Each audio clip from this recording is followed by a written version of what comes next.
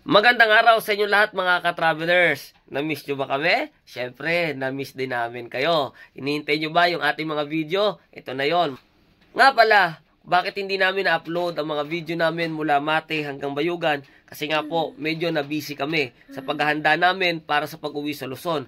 At sa naging paglalakbay namin mula sa Mindanao hanggang Luzon, masyado po nagipit yung aming mga panahon dahil kami nagmamadali. Kaya hindi po ako nakapag-edit. At pagdating naman namin dito, ay dumiretso kami ng Antipolo para dumalo sa isa namang pagkakatipon. At ito na yung pagkakataon naman para magkaroon tayo ng chance makapag-edit at may share sa inyo yung mga naging karanasan natin sa ating mahabang mga paglalakbay. At syempre, shoutout nga pala sa lahat ng mga masugid nating subscriber. Sa lahat ng mga nag-aabang, sumusuporta kahit saan tayo pumaroon. Salamat po ng marami sa walang sawa ninyong pagsubaybay sa amin. At ito nga pala mga ka-travelers, yung ating ginagawa ngayon. Kaya abangan nyo po ito sa mga susunod na mga araw. Matapos nga natin may uwi si Chariot mula doon sa pagawaan sa may Maragusan at nadala na natin dito sa Mate. Ito naman ang ating mga pinagkaabalahan. At syempre, magbabagong taon. Na-request tayo na magluto po ng mga vegetarian na mga recipe. Ito nga pala yung gluten sisig. Na isa sa mga pangmalakasan na recipe ni Mami. At ayan na nga, kanya ng tinimplahan. Alright. Alright na, alright. At bale, nagluto nga pala kami ng 6 na putahe na puro vegetarian ang mga ito. At lahat ng base dito ay gawa sa gluten. Meron kaming barbecue, meron kaming sisig, at nagluto din po kami ng kaldereta, adobo, steak, at iba pa. Para lahat ng mga gagamitin natin at kakainin natin ngayong New Year ay masustansya at malayo tayo sa lahat ng mga karamdaman. Siyempre, hindi mawawala ang mga pangmalakasan na panglasa, ang sili. Oops, wala nga pala tong betsin.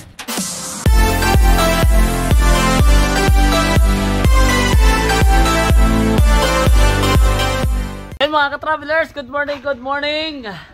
Ayan, lumipas na ang ganap ng bagong taon at ngayon po ay January 1, 2025 na at tayo po ay maglalakbay na pabalik na Bayugan. Okay na ulit, sige Chariot natin no. Pero pagdating natin Bayugan, ipapakondisyon po natin siya na mas maganda kasi uwi na tayo ng Luzon sa January 6. So papaalam na tayo. Kami dire magbabay. Bye-bye. Thank you. Picture ta. Pa-picture ta para na tayo mga remembrance. Maganda yung biyahe natin, medyo umaambon. Hindi mainit. Plastar. Dahil nga madalang tayo makarating dito sa Mate, kaya hindi mawawala ang picture-picture siyempre bago mag-alisan para meron tayong mga remembrance sa ating mga mahal sa buhay, mga kamag-anak dito. Nakabidyo to eh. Kabidyo. Video year. Bye-bye. Thank you. Ayan, nagbabayat, nagyakapan na sila ang mga ka-travelers. At syempre, salamat ng marami sa napakabuting pamilyang ito na ang mga kamag-anak po ng aking asawa, si Uncle Sammy, at ang kanyang mga magagandang mga anak. At syempre, sa kanilang lahat dito sa Mate, Davao Oriental. Madalang kasi kami makapunta dito, kaya halos pag-aalis kami ay hindi kami makaalis-alis agad dahil halos hindi kami paalisin. Sige. At pinag-pray nga muna kami ni Uncle Samson bago kami maglakbay. Blastar. Eh pag-pray. Paglarga na mo pa yung Luzon, 'di ba? Kami pa lang ni. Pila pa'y musakay dito sa Bayugan, si Mama, si Papa, sa Tigingging. Tatlo pa. Tulo pa dito. Tulo. Asa mga uban na musakay? Dito ka na. Dire. Sa uban gamit diha. Gamit na dire. Ang ilawom sa lingkuranan puno ng gamit. Talagang siksikan talaga yan. Matahog mga kabuntagon, nagpasalamat kami nga unta ikaw magproteksyon sa sakyanan pauli sa Bayugan, stand driver Ginoo si Jeffrey na taga si kondisyon makamaneho siya nga banan sa balaang espiritu. Yes God. Ginoo samtang kani magabiya ning panimalay ikaw sa mga panalangin kanila.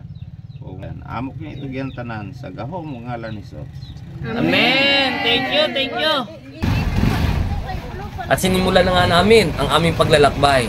Panibagong rota, panibagong daan. Di namin alam, ngayon lang namin daraanan. Dadaan kami ng Tagum galing sa Mate City, Davao Oriental.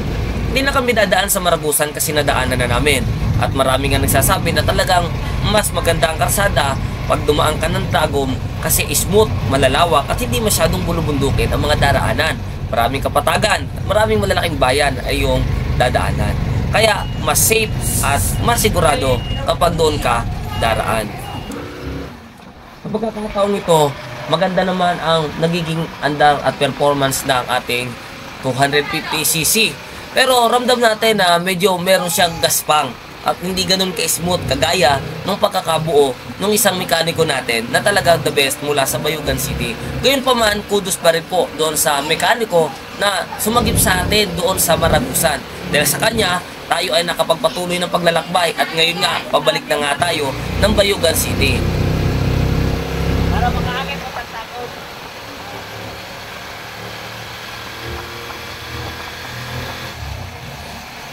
Kapag sa lugar hindi masyadong korap ang mga namumuno, makikita mo ang resulta sa mga karsada. Napakaganda, napakasmooth at walang lubak-lubak. Kung meron ng konti-konti, nabibigyan agad ng solusyon.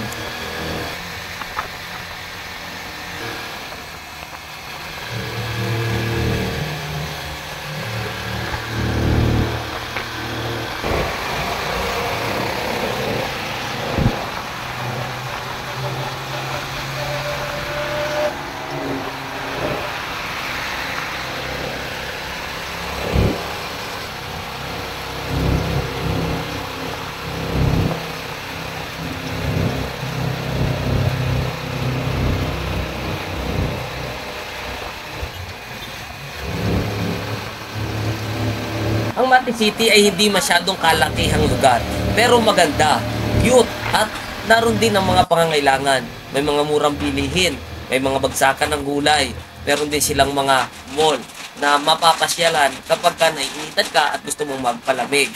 Hindi masyadong traffic. At ayun na nga, sinimulan na po natin ang pagtahak dito sa Mati to Tagum Road. At napakaganda nga ng ating simulain, malawak, at smooth po yung kanyang mga karsada. Yun nga lang, hindi natin masyadong hinahapit si Chariot 250 dahil nga po sa medyo alanganin tayo na baka mamaya kapag hinataw natin ay kung ano po ang maging problema naman natin sa daan. Hindi natin kabisado ang mga lugar na ito at wala nga tayong kakilalang mekaniko dito sa mga bayang ito. Kaya sinisigurado natin na di baling dahan-dahan basta't mahalaga makarating tayo ng matiwasay sa Bayugan City at muli nating maipatingin kay Joel Allen TV at may pasaayos kung ano ang dapat na ayusin. Sir mga travelers, ngayon dito po tayo nadaan sa Tagum, galing Mati. Hindi na tayo magmamaragusan, medyo masyadong matataas doon. Para matry naman natin umikot dito sa Tagum at may experience natin daanan dito. Ito ng Tagum, saka tayo pabalik naman papunta ng Nabunturan hanggang Trento at puntang Bayugan. Tara!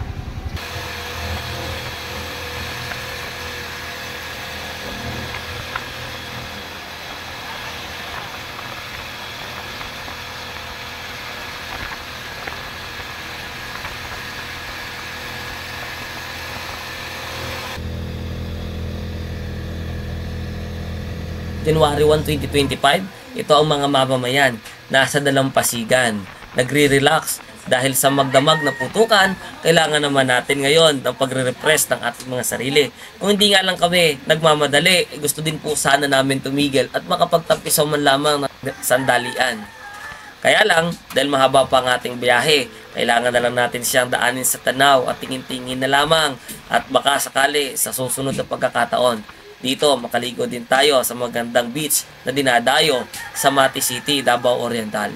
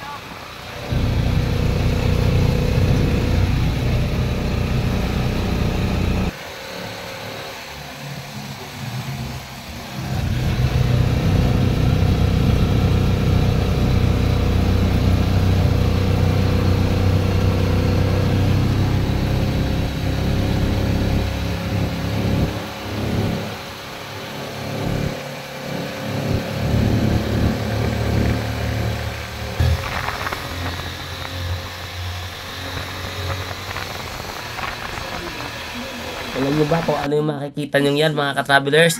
Yan ang tinatawag nila dito na sleeping dinosaur. Pag titingnan mo talaga siya sa ibang angle, para talaga siyang nakabdapang dinosaur at natutulog. Yan, di ba?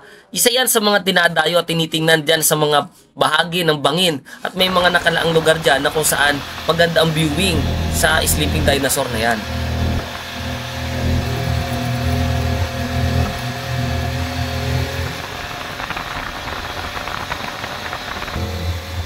Dito nga sa lugar na to, makikita nyo mga ka-travelers, yan po, madami pong nakatigil. Dahil nga po, nandyan yung pinakamagandang view na makikita yung sleeping na dinosaur na nakadapa. Tapos dito mo matutuklasan yung mga nakatago at nakalihim ng mga kagandahan ng natural na mga kalikasan dito sa ating pong bansa ng Pilipinas. Kaya ano pa hinihintay mo? Puntahan mo ng lugar na ito para makita mo ang natutulog na dinosaur.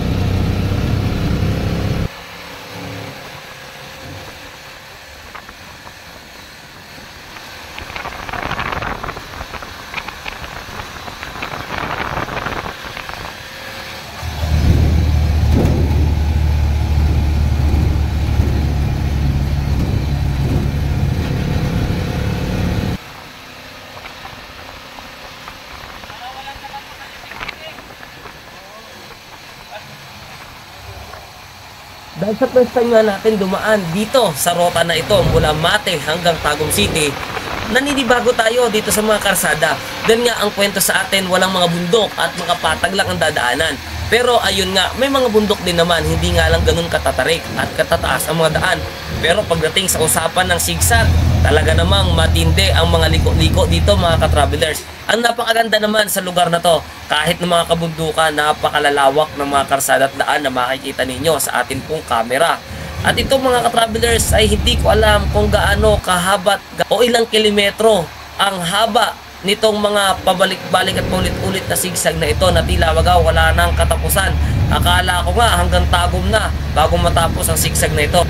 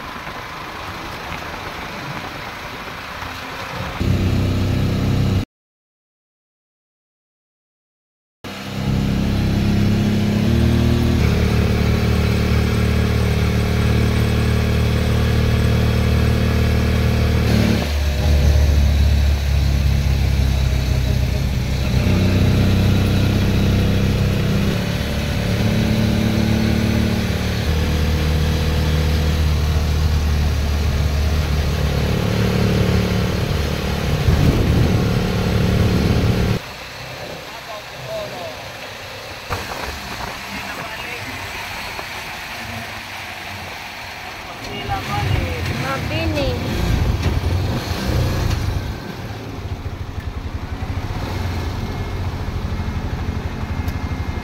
So yan mga ka-travelers, nandito na po tayo sa may bayan po ng Mabini. Municipality of Mabini. Dagang salamat, you are now living. So itong Mabini ay nakalagay kanina Compostela Valley. No? So dating Compostela Valley, ang pagkaalam ko, tapos ay naging Davao de Oro na siya. So meron lang tayong 21 kilometers at makarating na tayo ng Tagum. So mula Mati po hanggang Tagum ay 111 kilometers. Yun yung distansya niya. So kagandahan dito sa lugar to mga travelers, yung mga ahon niya normal lang. Hindi masyadong mataas. At highway at maraming kapatagan. Hindi kagaya doon sa Maragusan, shortcut nga, pero sobrang taas naman ng mga bundok. Kaya halos suma total, ganun din yung ating magiging travel sa mga sa tagal ng mga dahilan nga sa abala natin sa mga akit-akit na ganyan sa kabundukan.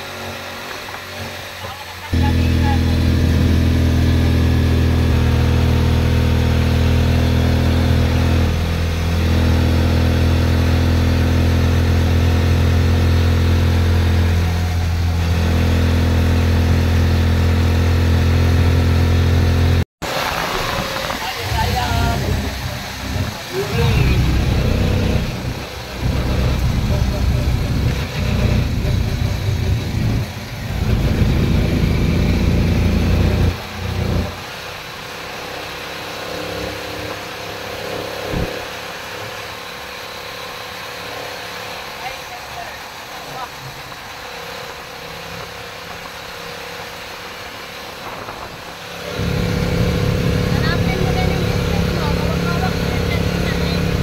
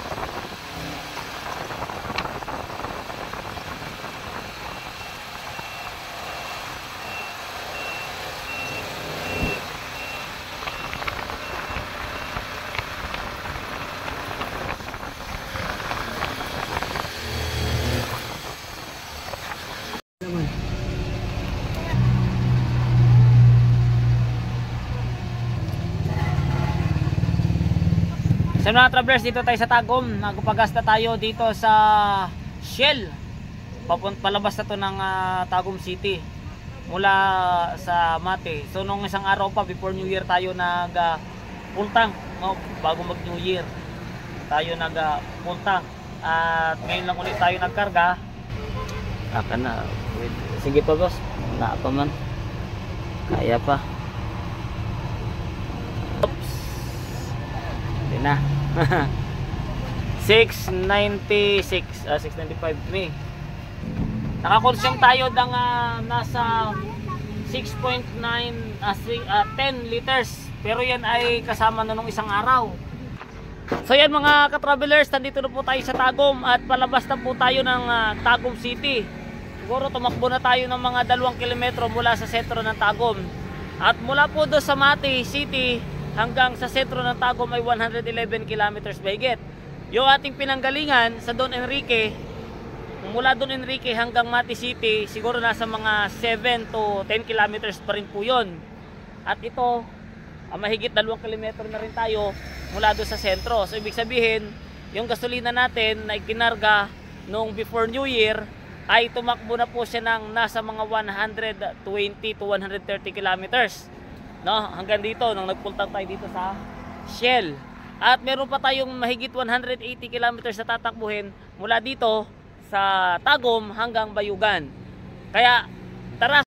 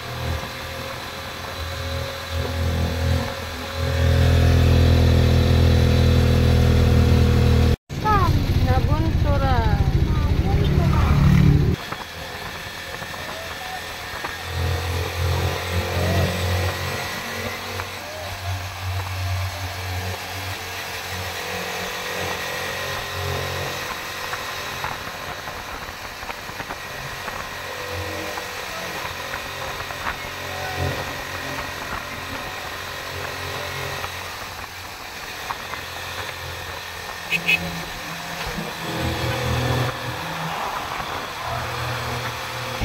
mga ka-travelers, nandito na po tayo ngayon sa Nabunturan. Ayan o. So, nung tayo ay pumuntang Mati, dito tayo nag-shortcut. Ang problema, yung dinaanan nating shortcut ay napalongkat tayo dahil nga nasiraan. At pag dito kayo dumaan sa Maragusan, shortcut talaga siya kasi 99.9 kilometers lang mula dito hanggang mula dito sa Nabunturan hanggang Mati. Kaya lang, puro bundok talaga yung dadaanan nyo. May matataas na ganun, tapos baba, at talagang grabing mga kabundukan. Medyo nakakakaba din kapag medyo panahon ng tag-ulan dahil sa mga landslide. Pag dito kayo dumaan sa Tagum, mayroong mahigit 40 km na diferensya. Maganda naman ang kalsada, puro kapatagan, at yung mga kabundukan niya hindi masyadong matataas. Mga sigsag lang siya, pero chill na chill lang yung daan. Kaya in suma total sa takbo namin hanggang dito sa Nabunturan, yung tinakbo namin galing Nabunturan hanggang Mati via Maragusan, at yung galing Mati hanggang Nabunturan via Tagum ay halos hindi nagpapanglayo yung tagal namin ng biyahe. Dahil dito sa Maragusan, masyado kaming mabagal kasi nga paakyat. Dito sa kabila, dire-diretso lang yung takbo, mabilis-bilis yung takbo natin. Kaya nasa inyo na kung saan nyo gusto. Kung mga naka 4 wheels naman kayo, edi magmaragusan na kayo kasi mabilis naman yung 4 wheels, malakas. Pero kung mga alanganin kayo sa lakas ng mga sasakyan nyo, umikot na lang kayo ng Tagum para sa safety ng paglalakbay.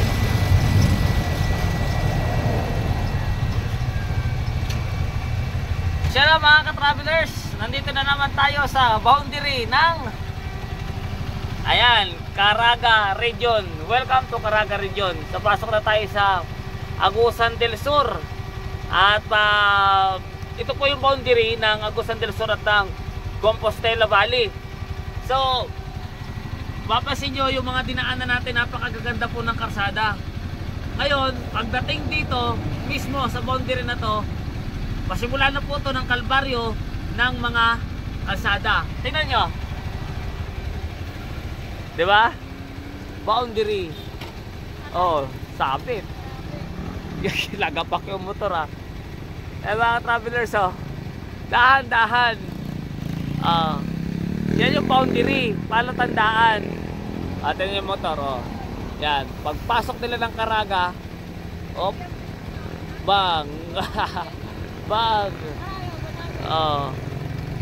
Habal-habal lang sa kalam mo. Langkas. Ayan. So dito pabalik, ang gaganda ng karsada, di ba? Talagang ang lalapad at smooth na smooth ang karsada. Pabalik doon. Pero pagdating dito, ayan, pagdating diyan, tingnan nyo. Oops, bang. Yan, palatandaan. Namatayan yung Hilux. Ayun, usok nabigla siya. Yan ang palatandaan mga ka-travelers na nasa Caraga na kayo. Yan pa. Dahan-dahan. Diba? Yeah. Medyo mataas kaya tayo na. Tingnan natin. Tara. Tingnan mo, Hindi naman pala kalayuan Allah. Grabe ng pagkadaan. Agay.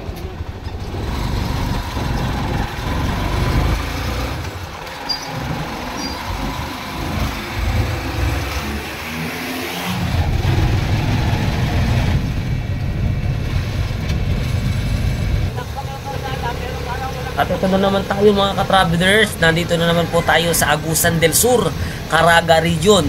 Ito yung mga karsada na ilang taon na pong ginagawa, hanggang ngayon di matapos-tapos. Di ko alam kung bakit at anong dahilan. Kaya sa halip na napakalawak na ng karsada, ito 2 lanes pa rin ang dinadaanan natin. Kaya ingat-ingat lang, lalo na paggabi, kasi napakadami po ditong bitak-bitak at wasak-wasak na daan.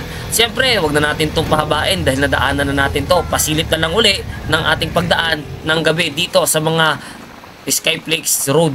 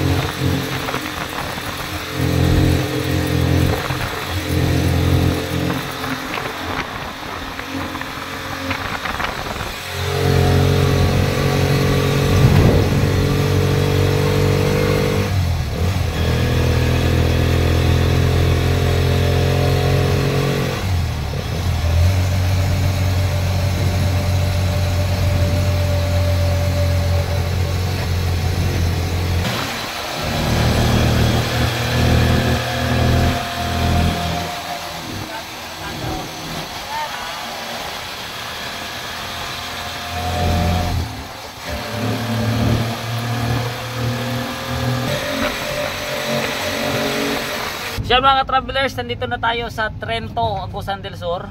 At sinubukan natin magpa-full tank dito kung ilan ang nakonsumo natin na gasolina. Siya mga travelers, ang ating na karga 371, bali 8.19 liters. Medyo ginagabi na kasi tayo, kaya nanigurado tayo kasi baka maabutan tayo ng sa mga lugar na walang gasolinahan saka mag-reserve. Mahirap na, gabi na pa naman, kaya nanigurado na ulit tayo.